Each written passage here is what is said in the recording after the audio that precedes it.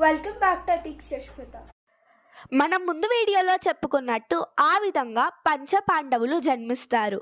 అయితే పంచపాండవులు జన్మించిన తరువాత కూడా అడవిలోనే ఉండటం వల్ల పాండురాజు అడవి భాషను అర్థం చేసుకోవడం నేర్చుకుంటారు.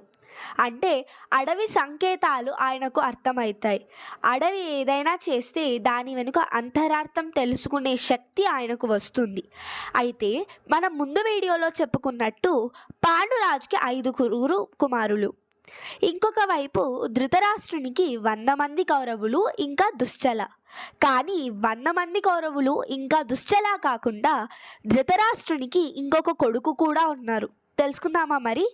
గాంధారి 2 సంవత్సరాలు గర్భం దాల్చినప్పుడు ధృతరాష్ట్రుని గదిలోకి ఒక శూద్రురాలు వచ్చేది. ఆమె అందానికి మహిమరచి ఆమెతో ప్రేమలో పడతాడు ధృతరాష్ట్రుడు. వీరిద్దరూ కలిసినప్పుడు వీరిద్దరికి యుయుత్సుడు అనే ఒక కొడుకు జన్మిస్తాడు. ఈయనను కూడా కౌరవులతో సమానంగా చూసేవారు. అయితే ఇంకొక వైపు తన శాపాన్ని మర్చిపోతాడు పాండురాజు. ఆ శాపం గురించి తెలుసుకోవాలంటే ముందు వీడియో చూడండి.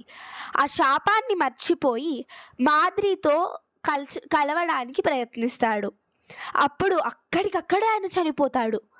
అయితే పాండురాజు మరణానికి తానే కారణం అని మాద్రీదేవి కూడా నకులుణ్ణి సహదేవుణ్ణి కుంతికి ఇచ్చి చనిపోతుంది. అప్పుడు కుంతీదేవి పంచపాండవులతో హస్తినాపురానికి వెళ్తుంది. అయితే మనందరికీ తెలిసింది కౌరవులలో పెద్దవాడు దుర్యోధనుడు. కానీ ఈయన నిజమైన పేరు సుయోధనుడు. కానీ సుయోధనుడు అంటే మంచి క్షత్రియుడు అని అర్థం.